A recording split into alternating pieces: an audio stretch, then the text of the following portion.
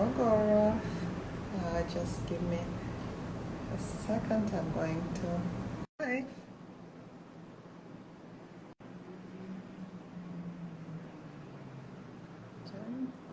Hi, can you hear me? Hi, how are you? I'm wonderful. Thank you so much for having me. Oh my God, that's so great to see. Well, luckily for me, I see you quite often, but in this kind of environment, it's a novelty. Yes. No, no, no, So, I'm thrilled. yes, wonderful. Well, we just wait for maybe like 2, 3 seconds so you can put some of your Sure, lipstick I'll or put on my do lipstick and get ready. patch your, uh, do the powder your nose. Yes, yes. But anyway, so great to see you, Gaurav. And you. And yes, I think people are joining us, and I see some familiar faces. I don't know whether you have these notifications. I do.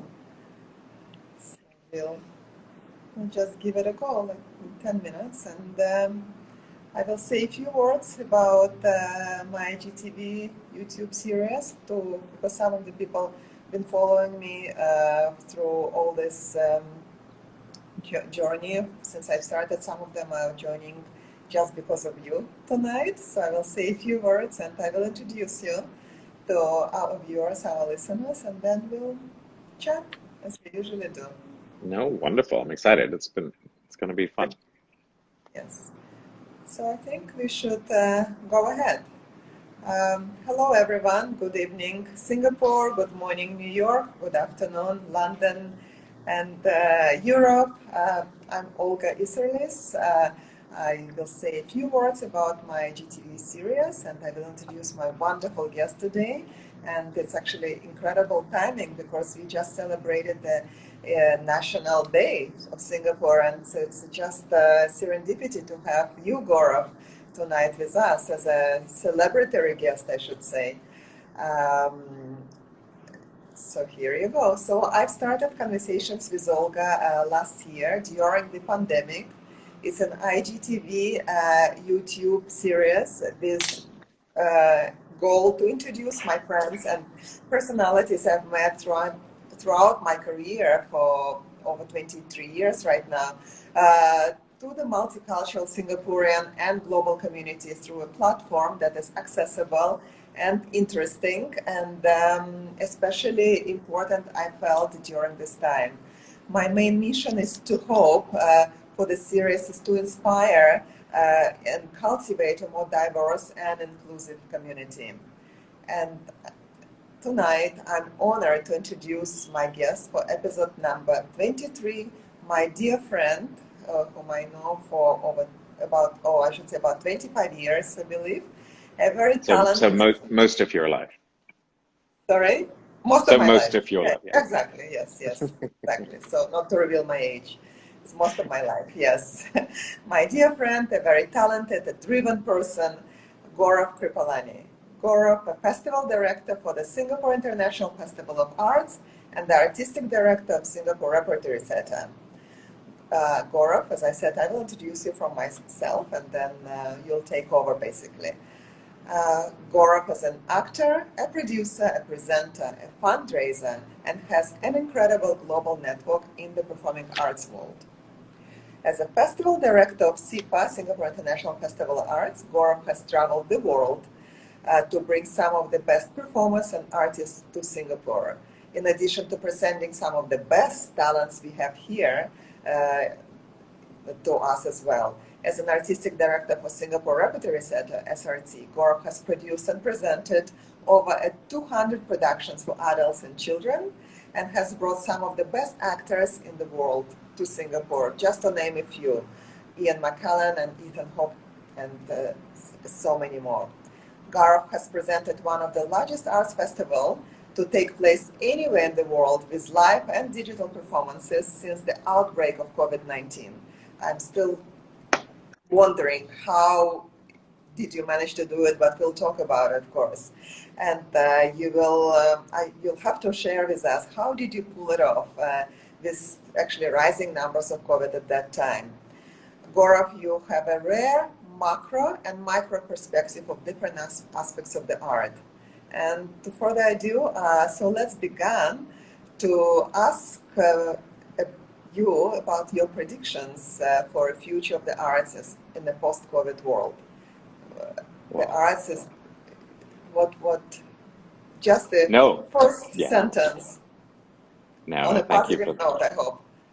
yes. No, thank you for that lovely introduction. I think we're never going to go back to the way it was. I think that is the key takeaway and lesson that all of us have learned. We all had to, I'm so fed up of hearing the word pivot, but we all pivoted, and we all had to learn to do things differently. One of the things that SRT was one of the first companies that created something called Corona Logs, which was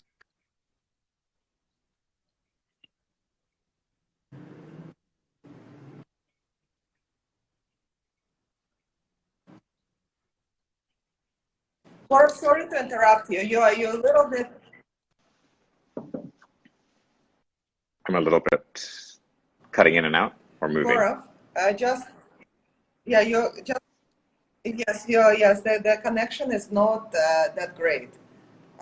There's Huh. something that is sort of, yes. But anyway, let's continue. I think can you hear me now? Is it all right? Go ahead. Okay. I think the Yes. biggest lesson that we've all learnt is how do we embrace technology to convey the arts? And the key message is that technology mustn't supersede art. It has to serve the art. And I think using that is how we're all going to be able to function in the brave new world. I mean, I hate these cliches that we're all listening to, but that we're all using now. But it is a fact that with the advent of technology in different forms, whether so there are two things. There's whether you're using technology, etc., in terms of storytelling, whether you're using technology in terms of connecting artists live from around the world, but it's also how companies that are producing shows use technology for the overall experience for the customer. So I think with the advent of the metaverse and etc., you could create this entire platform where you're engaging with your into the theater.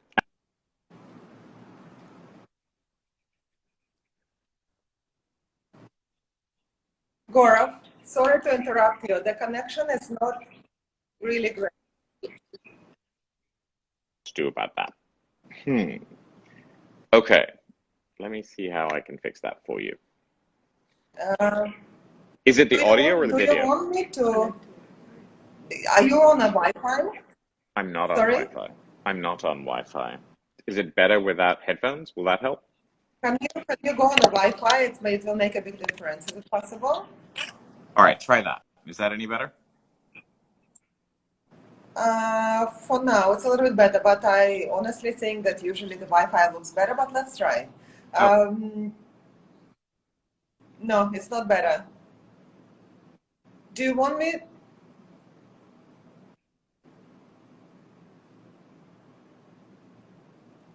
Gaurav, I'm not sure whether you're listening to me. Shall I disconnect and connect and you connect to me one more time?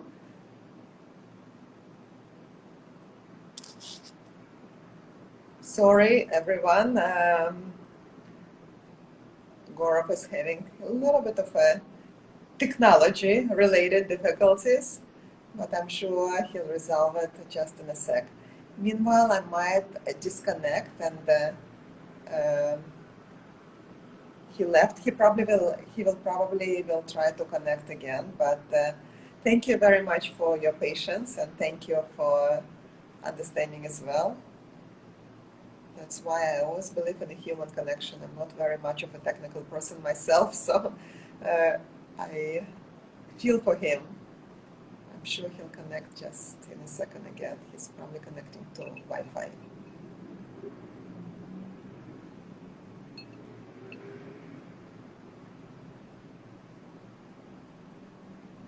Let's see familiar faces, Melissa and Sinley and Dreamer. Thank you. Let's see.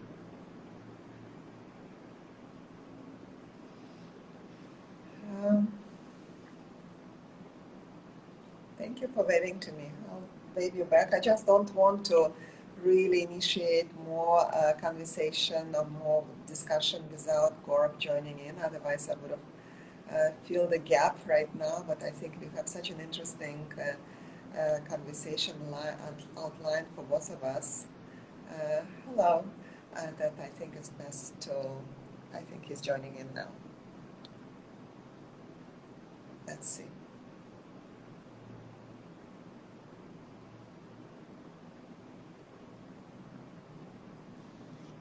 There you Hi. go.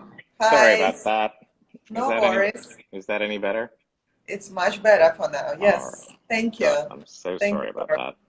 So, Vivian will continue on the subject that you've started, but just basically linking the technology to it. I'm not a technology person in general. So do you think that the theater and arts overall will play even more important role to bring people together, to unite, and to create a kind of community? I think that is where art stands out the most. I mean, having live performance, the one silver lining about COVID is people missed the arts. They Yes. missed live Yes. performance. So Yes. when SRT, we did Tuesdays with Maury, which was the first show allowed in Singapore after lockdown, it sold Yeah. out in a day. Yes. 60 performances sold out in a couple of days Yeah. because people were craving live entertainment. And the Yes. connection that you get of being, I mean, you know this, right? You and I have had many stories about this, that connection that you get of being in that room and the cathartic feeling you get from a live experience is unrivaled, unmatched, nothing It's compared to. absolutely. Yes, that would have been my other question, and I'll ask you that question for sure. And that's probably one of the challenges. What are the challenges in general that Singapore is facing in the theater and arts industry in general? No, and actually probably not only Singapore, but what are the challenges overall in this world these days for the theater and arts? Can you hear me? Hmm. Gaurav, can you hear me? Hello? I'm really sorry. Um, This is I don't terrible. think he can hear me. Gaurav, I can you can, hear me? yes, I can hear you. Sorry. Did you I hear can what hear I you. asked you? I asked you what are the Yes. most challenging? What are the most challenges that you think Singapore is facing these days in the theater industry and the arts industry in general? Audience size. I think it's basically with theaters closed, no arts group can survive. And our industry is 80% freelance artists. And if there are no Mhm. shows, they have no work. And what's Yeah, happening is so many freelancers are having to resort to other kinds of work to make a living. What if they don't come back? I mean, yeah, this is decimating the arts industry around the world. And I think having uh, the great thing about things slowly opening up is finally it looks, I mean, on one hand, it looks like there's light at the end of the tunnel. But on the other hand, I mean, how many, we've had wave one, wave two, wave three. I mean, like, how yeah. long is this going to go on for? So I think it's a very big, it's hugely challenging for producers to survive, for freelance artists to survive until we are back at 100% capacity. Yeah. And this is one of the things, at least in Singapore, we're going to champion. As of today, Singapore is 70% Yes, population I is saw. Yes, 70% vaccinated. So yes. we are absolutely going to start campaigning for us to be able to operate at 100% capacity for all our shows. And Fantastic. that is the only thing that's going to save the arts industry. Great, wonderful. But besides that, of course, capacity is super important, and we are all hoping that theaters will function to the full capacity. But just and me included, I sometimes tend to just stay by on a comfortable sofa and watch Netflix shows. So, how do you think that how can we all share the time between easy sofa Netflix and a night at the theater? And the reason that has become such an issue is because the content on Netflix now is amazing. I mean, we're Yes, spoiled for choice with streaming platform, yes, high quality streaming platform. And if you can spend $10 a month to watch anything, why would you spend $50 yeah, to go see one show at the theater? So this is a perennial problem for every arts organization around the world. yes, The key thing for us at SRT is we have something called the Little Company, which is platform for children, yes. and we create shows for 2 to 6 year olds and 7 to 12 year olds. And our philosophy is if you grab them at the age of 2, if you hook them at the age of 2, they will be theater goers for Yes, life. absolutely. This is exactly what happened with my childhood. We didn't know better. We were going to the theater and concerts and museums. Um, it was a part of life. We really didn't know any better. That was the occupation for the parents to bring their children during the weekends and holidays. And so I strongly believe in it. Um, Look, if we are looking through the crystal ball, as I say, what is your prediction for the future? I actually think that live entertainment will flourish. I think we have to learn how to From, use, from your mouth to the God's ears, Gaurav. we will. And I think, you cannot replace the live experience. No, And if no. we can, our goal is to make it, you told me this, as you said, you've grown up with this. My goal is that every Singaporean every night of the week when they finish work, or especially on weekends, the first thing they do is, let's go watch a show. What's on today? Yeah, That is the goal. And I actually yes. believe we will get there. And when that happens, I think then we will have a thriving, thriving art scene. I absolutely agree. And what are the goal? What is the focus for Singapore Repertoire Center going forward? Tell us about the areas that you're focusing on right now, besides producing great shows. So I think where we're trying to position the company is we have to look at a very broad scope of audience engagement. So learning and engagement is a very big avenue. So education through theater. So we do a lot of work in schools. We do a lot of work of bringing schools to the theater. We are working with corporates in terms of engagement as well, and using theater techniques in management training. Sustainability is a big drive for us at the moment, Yeah, as it is for it's a everyone. buzzword in everybody's mind, And sustainability, absolutely. this is what we've been doing for the last couple of years. I mean, I'm really proud that um, our team, our last production, Lungs, we actually managed to produce it carbon neutral.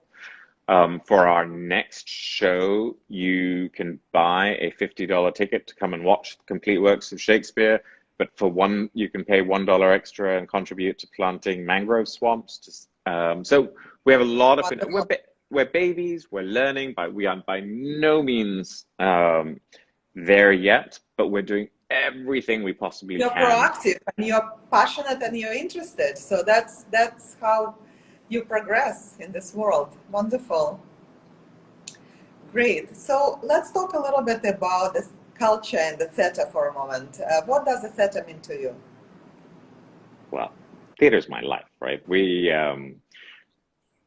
know I, that. act, I acted in my first play, I think, when I was 8, and said, this is it. This is what I want to do for the rest of my life. And I've been very blessed. When I joined SRT 25 years ago, there were 3 of us.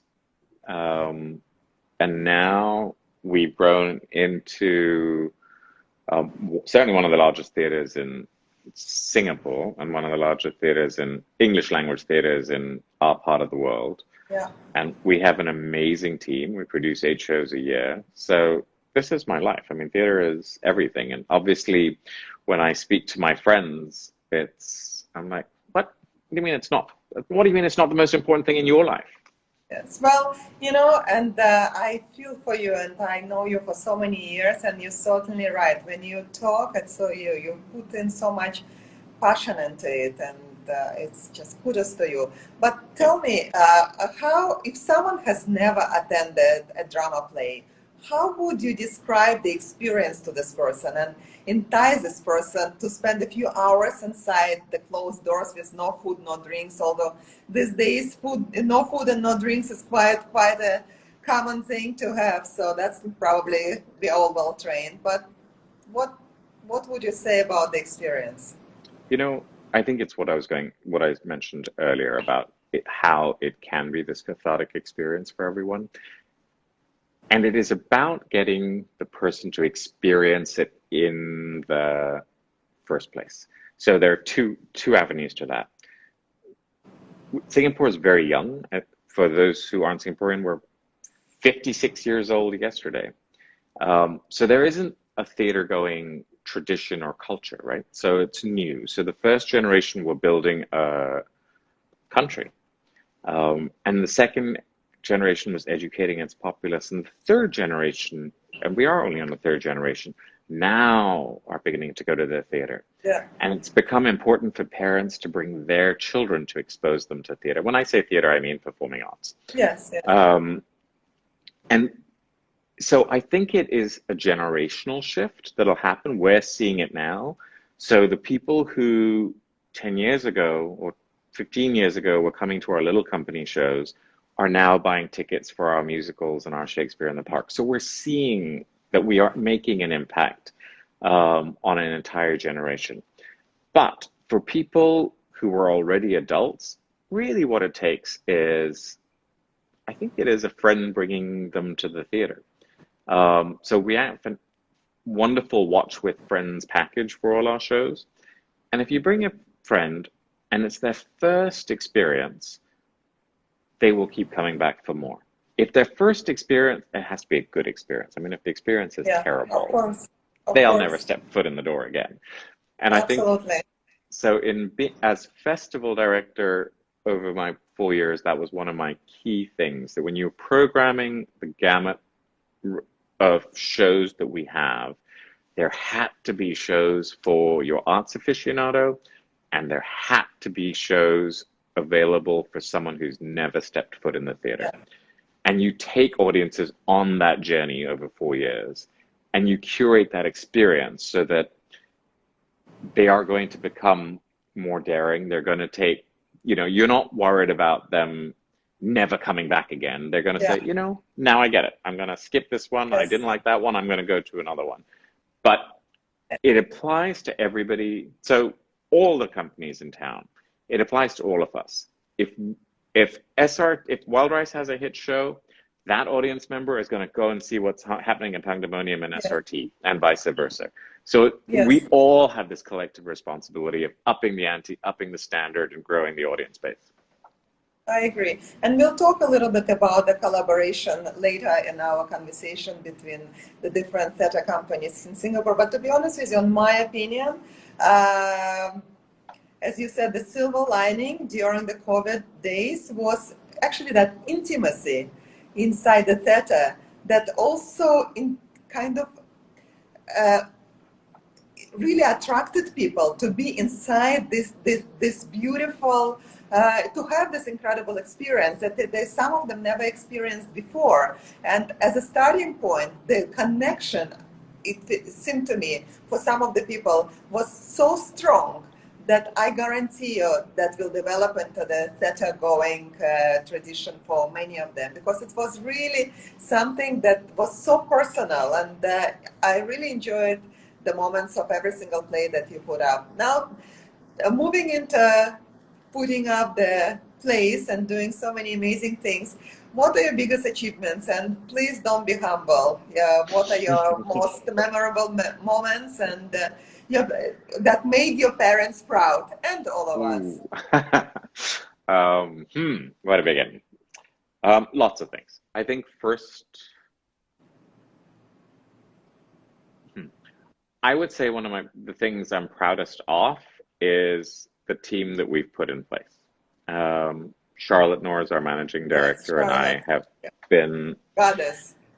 running SRT for over 20 years, and I think one of our proudest achievements has to be the team that we put in place. I really think we have some of the best people in the country working at SRT, producing the work that we do. I would rate that as an achievement.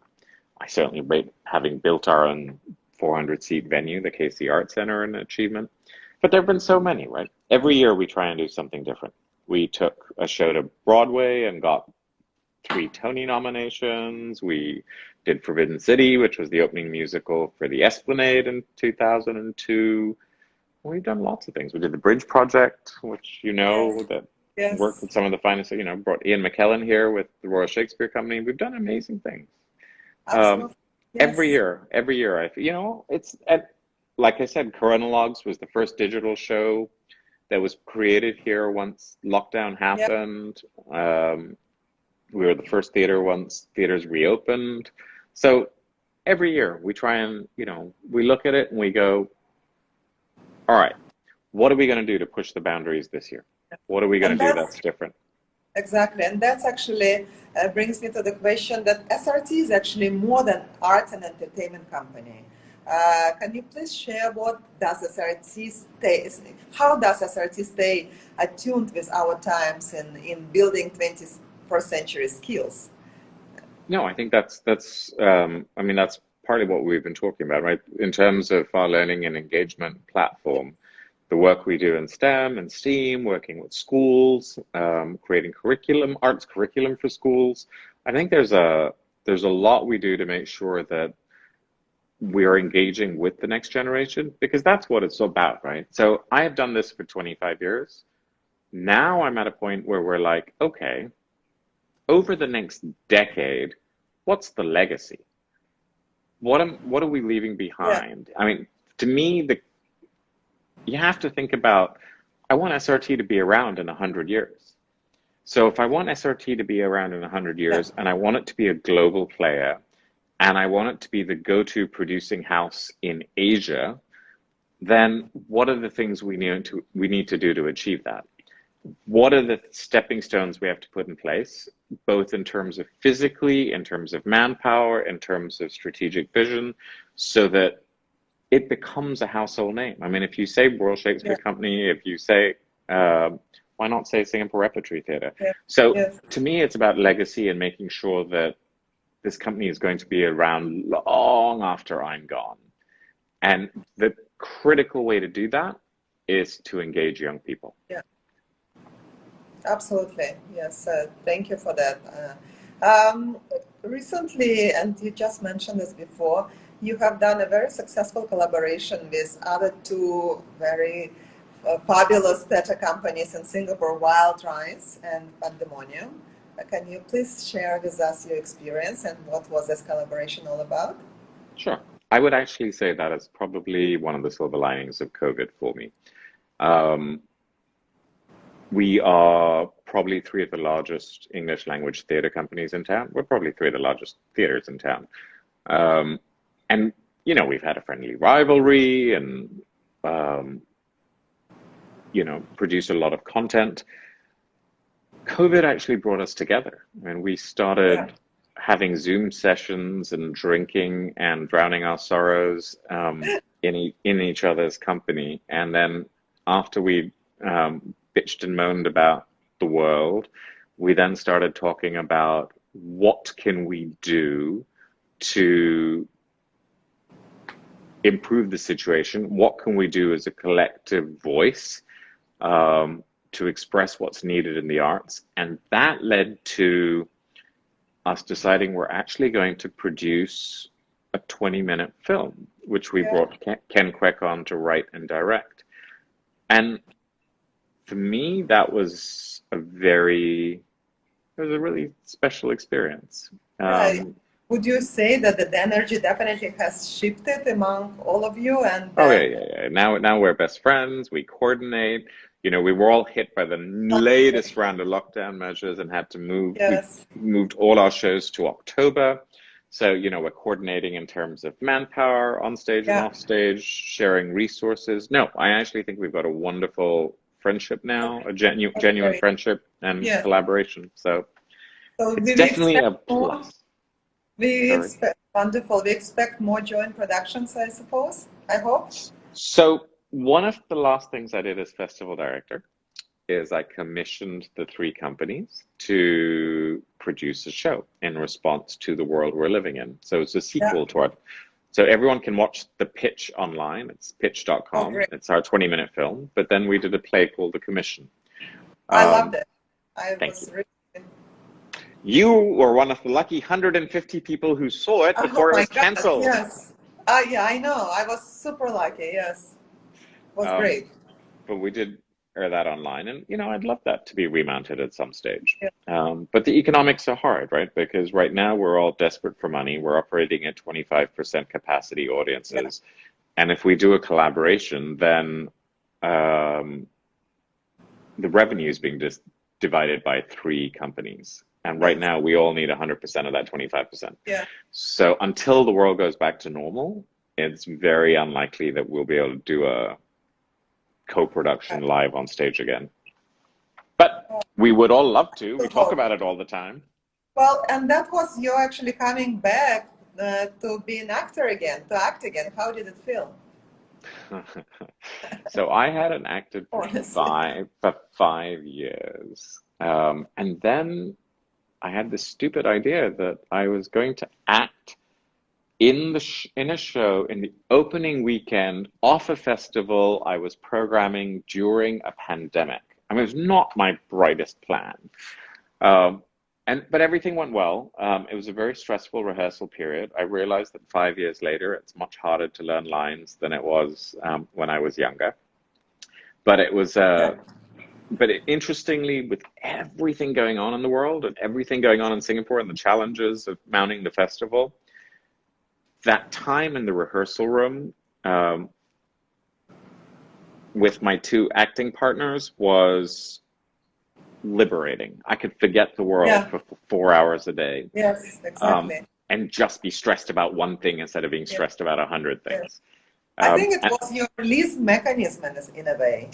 it was. And I'll tell you a funny story. On the day we were going to open the festival, May 14th, Yeah. that was the day Singapore announced the new lockdown measures. Yes. I had 60 shows, 200 performances starting that day, including me acting on stage for the first time in 5 years. We did a dress rehearsal to a live audience at 3 p.m. To my colleagues at Arts House, which was super stressful because, it's one of the people I knew. These were all people I knew, which was doubly stressful. Finished that at 4:30, rushed over to Victoria Theatre, did a emergency strategy meeting with the National Arts Council and the Arts House Limited team. We did that for an hour. We worked out which shows in the festival have to be cancelled, postponed.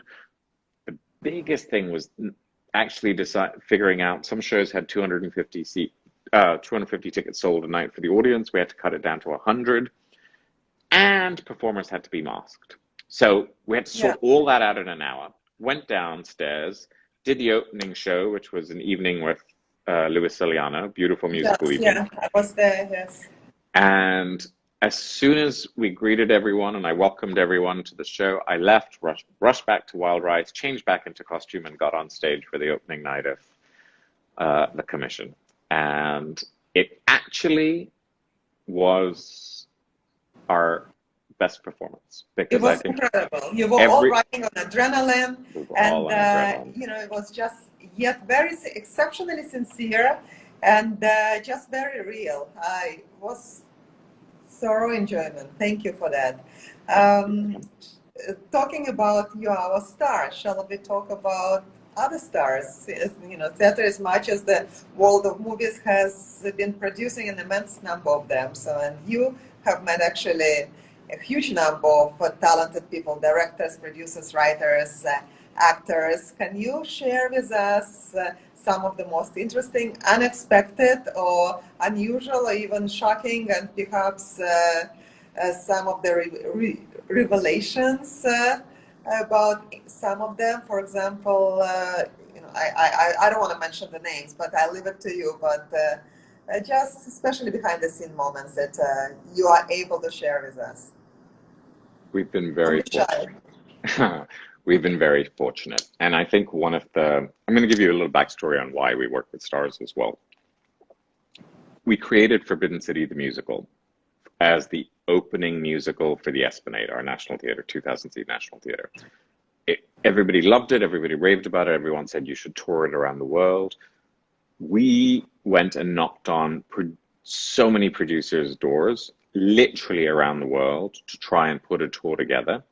Everybody watched the footage, everybody saw the reviews, everybody said, oh my God, this is wonderful, this is exactly what we want, it's gorgeous. But then they were like, yeah, but we don't know Singapore Repertory Theatre, and we don't know about musicals coming out of Singapore. And no one was willing to take that $2-3 million risk on a brand new musical.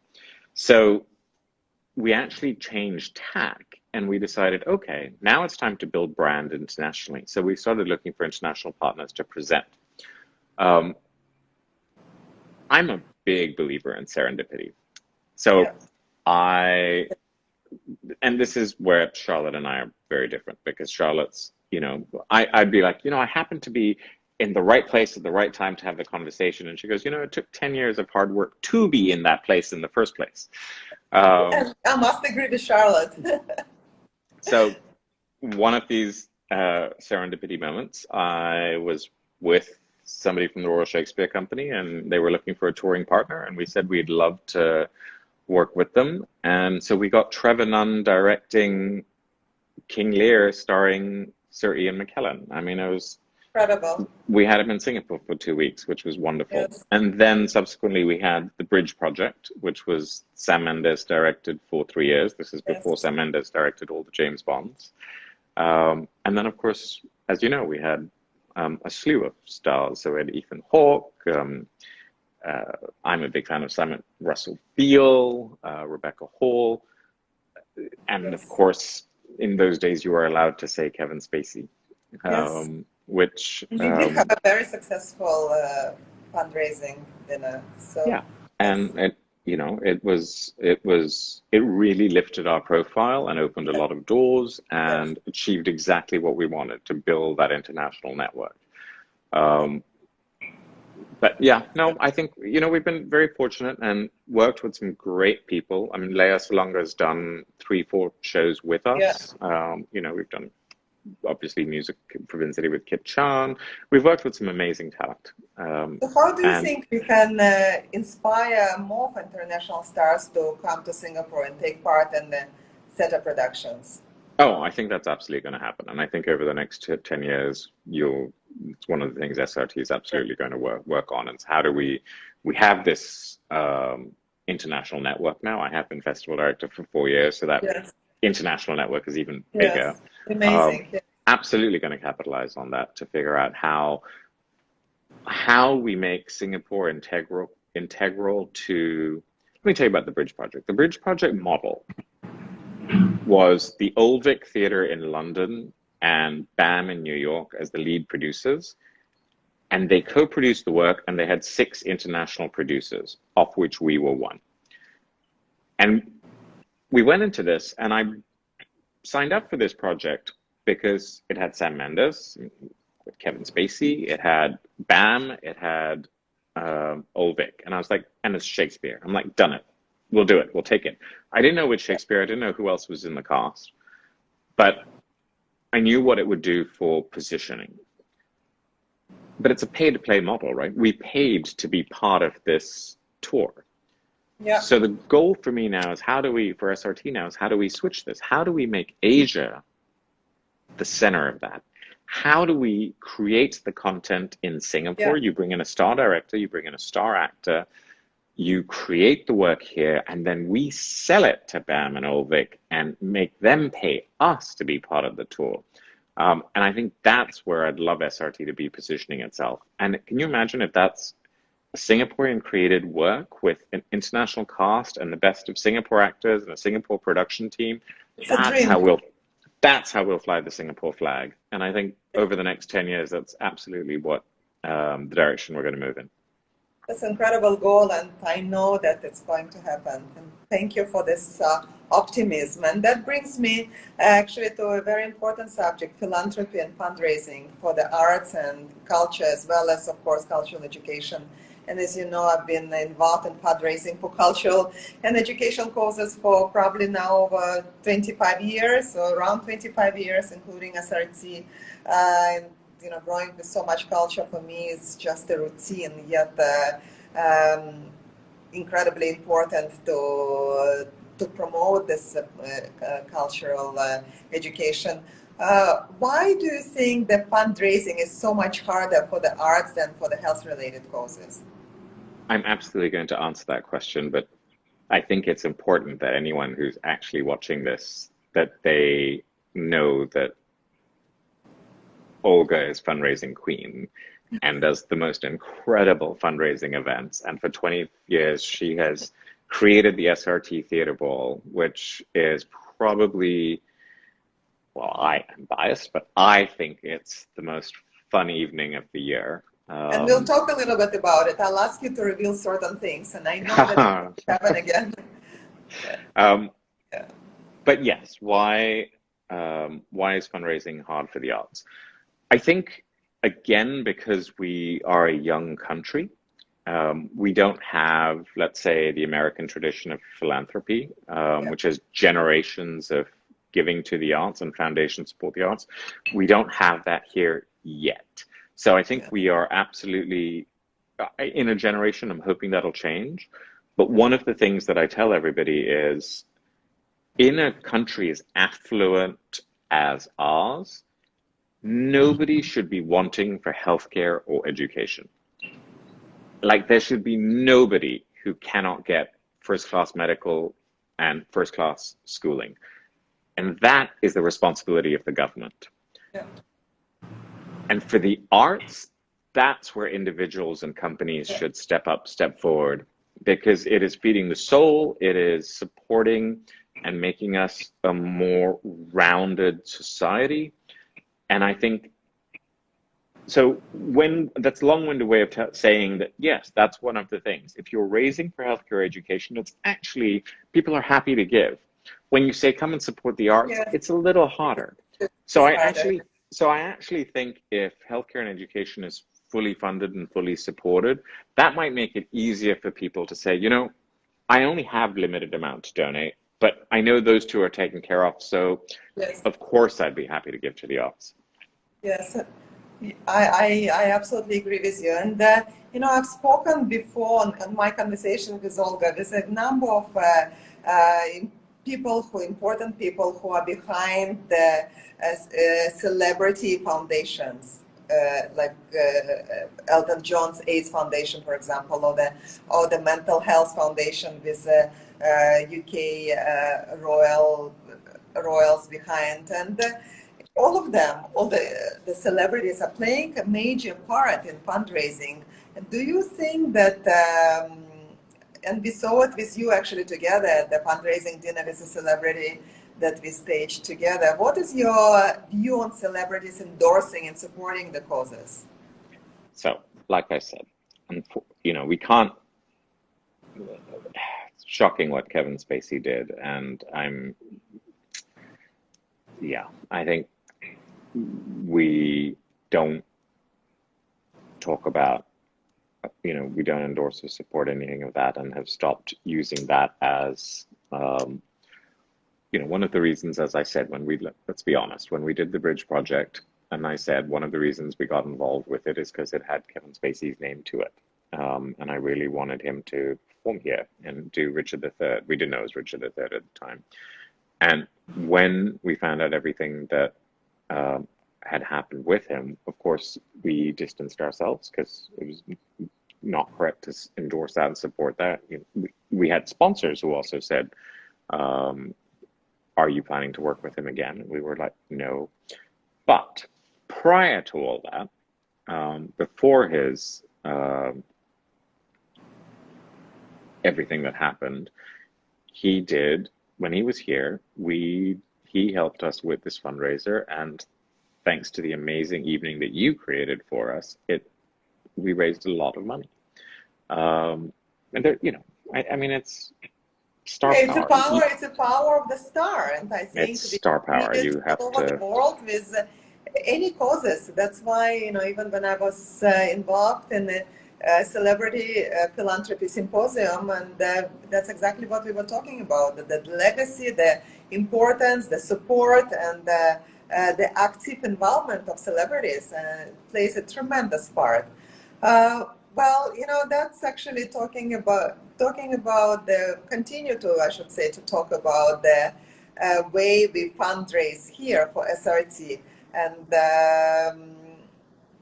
I would love to move to our probably yours and my one of the most favorite subjects when we talk about fundraising for SRT is a theater ball. That is Theater always a ball. sold out event, and don't you miss it? I do miss it. I do miss it. Me too. It really is the most enjoyable evening of the year in terms of fundraisers. One of the things that we did, and I say we, meaning SRT and you, is change the mold of what a fundraiser was. So Yeah. your typical traditional fundraiser was appetizer, main course, dessert, finish. There's some Everybody lives. 45 Everybody. minute It's a mandatory. entertainment, It was a mandatory event. Yes. 45-minute entertainment, maybe between main Yes. course and dessert, and then everyone leaves at 10:30. Yes. Um, and we completely changed that model, right? So it was the key thing was having an amazing bar, Yeah. and we had everyone dancing, and our challenge was the opposite. We had everyone dancing and partying from 7 p.m. when they arrived. Our big challenge was stopping them dancing and Yeah. going back to the table to start eating. Very true. Um, and I think having um, a, these incredible themes that you came up with that people love dressing up. I mean, do you remember the first one? The first one was the Venetian ball. Venetian ball. Yes. And Very much so. our big anxiety was, will people dress up? I mean, this is Yes. 20 years ago, and we bought masks Oh, and we kept them at the entrance in case people didn't come in yes. costume, and Yes. everybody came in costume. Yes. Everybody danced till 2 in the morning. It was amazing, and I think people love that release, and it really is one of the most enjoyable, fun, irreverent Yes. ways to raise money. And here's what's interesting. I would say there's a good proportion of people attending the theater ball for the first time who have never been to an SRT show. Yeah. So it's actually a different way of building audience. Yes. I agree. It's very, but yes, I think, I guess it's a discovery route for many, and to start to patronage the theater and get themselves more acquainted with it. Yes, absolutely. no, and we've done, I think it's the other thing that's going to happen going forward is I think that whole mechanism for fundraising is going to change. Um, because I think your traditional gala dinners, etc., are have to reinvent themselves because part of it is also I think everyone's priorities have changed. I mean, Yeah. now I think, I don't know, let's not generalize. Let's speak for myself. I think my priorities have changed. I look at the lifestyle I was leading pre-pandemic and being alone and isolated for the first time uh, for weeks on end. And going forward, I'm like, how do I want to spend my evening? Sure, I want to have a good time and I want to party and go out and have, I miss letting loose and enjoying myself. Yeah. But, I might do that once in a while. But we've all got, I think we value things differently now. Yes. And how our time is precious, our relationships with our family and friends are precious. Um, I look at the people who hang out with me now and the friends who call and say, "Hey, Gaurav, are you okay? Or do you have enough food? Do you want something?" Those are the people I'm going to spend time with going forward. The people I Absolutely. ha the people I haven't heard from in 18 months who I would only meet at a cocktail party, I'm still happy to see them and I love them, but you know, that's not Yes, they're it's not it's exactly, not fairy, but right?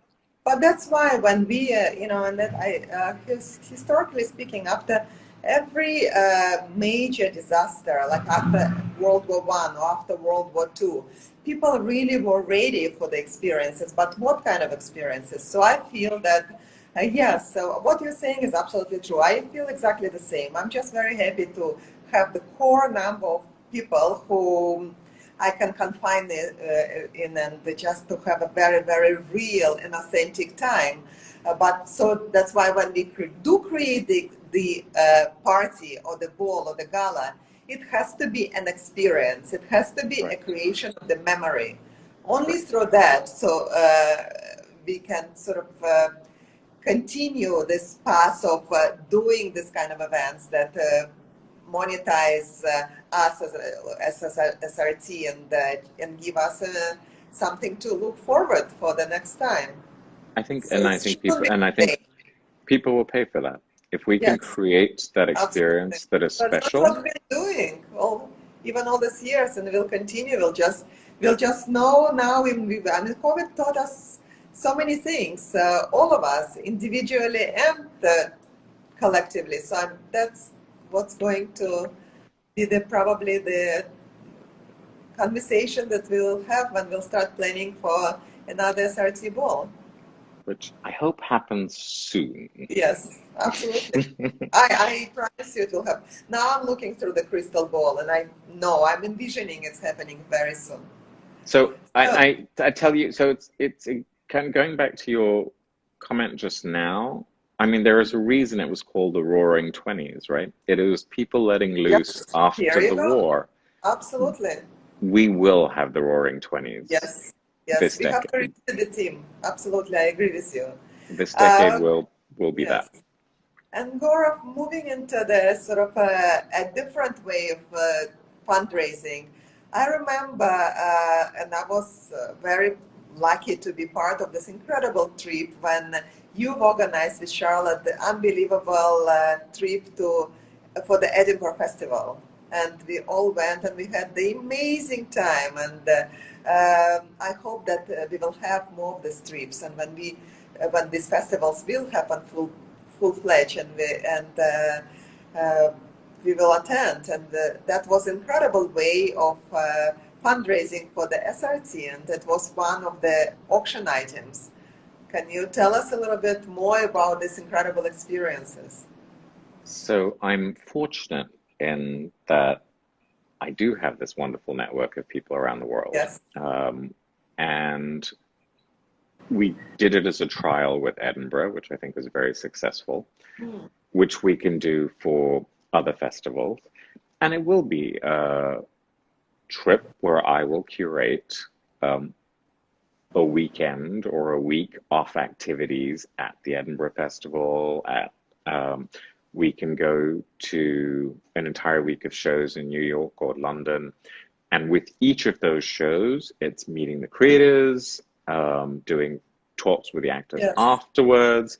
Yes. It's having lunch with experts in the field, but a completely immersion trip that you would Yes. not be able to do No way. otherwise. I mean, anyone can go to London or New York and Yes, buy tickets exactly. to five shows. But I Yes. think having this experience, the thing why Edinburgh worked really well, and I would love to do that again when, hopefully next year when we can actually travel again and the festival is back up in full swing, is for the Edinburgh Fringe, there are 3,000 shows. Yeah. How do you choose? Exactly. You don't know what Exactly. you're going to get. Absolutely. Whereas You can do it. I can do it.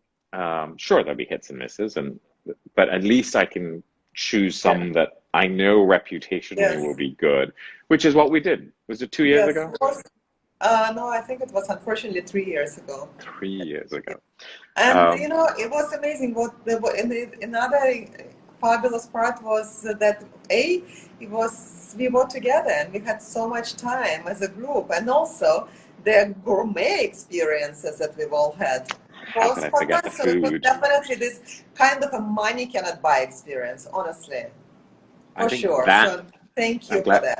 I'm glad you brought that up, but I think that is the future of fundraising. Like you Yeah, said, creating yes, these absolutely. money can't buy experiences that Absolutely. people feel enriched, Yeah. nourished, and are happy to support SRT and SRT's mission at the same time. And I would like to mention actually another activity which was also super successful throughout all these years and that made some of our winners feel like stars, similar to Singapore Got Talent. Can you tell us a little bit more about this particular experience of being an actor on stage? So we do Shakespeare in the Park, which is a huge undertaking. I mean, these sets are 12 meters high and 20 meters wide. I mean, just Yeah. envision 12 meters. That's it's the largest set ever built in Singapore, and we used to do that every other year when we did the park. And of course, it's got a massive cast, and it becomes an entire village. And we cordon off Fort Canning, and we have over 100 people working on the show. And one of the things that we very successfully auctioned off as a fundraiser was a walk-on role. And people loved bidding for Love it. that. Yeah. And so we did 20 performances. We almost had a different person every day. And the experience is they come at 5 o'clock in the afternoon and they do a warm up with the actors, and then the Right. director or the assistant director will take them through what they need to do and rehearse them into the role. And then they go to the dressing room with the entire cast and they get into hair and makeup and costume. Yeah. And they will have an actor with them so that they don't have to remember everything. Someone How will many show them stars the was way. won after that? Yeah, indeed. I'm sure. So everybody gets a chance to be part of this village and Yeah. be part of this experience, and people love it. Love it. It's Yes. really one of the most coveted auction items that we have. Yes, I absolutely agree. Yes, it's wonderful. And what would be your dream and the goal for the Singapore theater scene in general? So we can kind of wrap up a little bit I in a think few. that's actually a wonderful note to finish on. My goal is what you and I said at the very start of this conversation. My goal is that every Singaporean chooses at the end of the day, the first thing they do is, let me see what's on at the theater tonight. And that's their instinctive gut reaction before they do anything else. They finish work, they want to go to a show. That's my hope, goal, and dream. I think it's It's a wonderful wonderful. way to It's finish. just it's your well, yeah, it's your passion, and I'm so grateful that you're sharing it with all of us today. And few then the last, what are your few words of wisdom for all of us? Hmm. Four of Huh. words of wisdom. So I have Today. I hope I I, didn't catch you off guard, but please share. words of wisdom. I don't know if they're necessarily wise words, but I think I am an optimist. And optimism, courage, um, daring to dream, I think, are what's going to get us all through this really, Yeah. really rough time. And there are a lot of people having, mental health issues and struggling, and we've all been through, some essence of Yeah. fight or flight syndrome.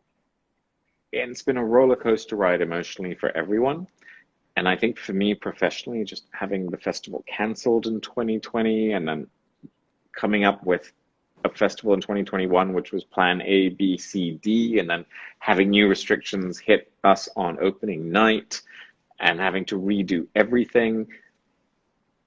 I think what got me through all of that is the three things I said. It's, we are going to make it work, whatever happens. We are Yes. going to make sure our priority, obviously, is to make sure everyone is safe, both on stage and in backstage and in the audience. And once we've addressed, we a way to bring art to everyone. And I think, yeah, I think optimism, positivity, courage, I don't know what you would call it, recklessness, stupidity, I mean, whatever you want to call it. But I really feel that we're on the right track, and I'm feeling good, and I'm hoping that one of the Wonderful. I'll tell you what we end with. One of the key things, the themes in the festival, besides bringing the arts brings community together, but I was also very Yeah. conscious of programming shows that I wanted there to be an element of joy. I mean, the arts will bring people together, and the arts can make people happy. And I think we need more of that now. Yes. I absolutely agree. 100%. I feel the same. And thank you for your words of wisdom. Thank you very much for being with all of us today, and for your tremendous passion and for the drives you to promote the arts and culture here and in general all around the world. Dear everyone, thank you very much for joining me and Gaurav today. And please support Singapore Repertory Theatre. It's incredible community, it's incredible activity, and I guarantee you'll have an incredible time. Please follow them on Instagram, Singapore Repertory Theatre, and follow Gaurav. I am Gaurav Kripalani, and follow me, of course, Events by Olga. The conversation will be recorded on my IGTV on the Events by Olga, as well as on the YouTube channel on the Conversations with Olga. So please, if somebody want to listen to it again, if somebody didn't have a chance to listen to it all, please join us and link yourself into it. I will have more episodes, more conversations with amazing people coming up in the next few weeks and few months, I should say. So please stay tuned, stay safe, and thank you very much. And Gaurav, thank you so much. It's incredible to see you all the time and always, and it's a new thing for me to see you on IGTV. Light IGTV. Thank Thank you, you, Olga, and thank you for and being have a such good an night. incredible champion of the arts. We'll see you at Complete Works of Shakespeare in October. Absolutely. Well, I'll see you before. And yes, please come, all of you guys, come with Gaurav and Charlotte as staging incredible performances. And we will talk about it a little bit later. I will make sure that everybody knows about it. Thank you. Have a good night.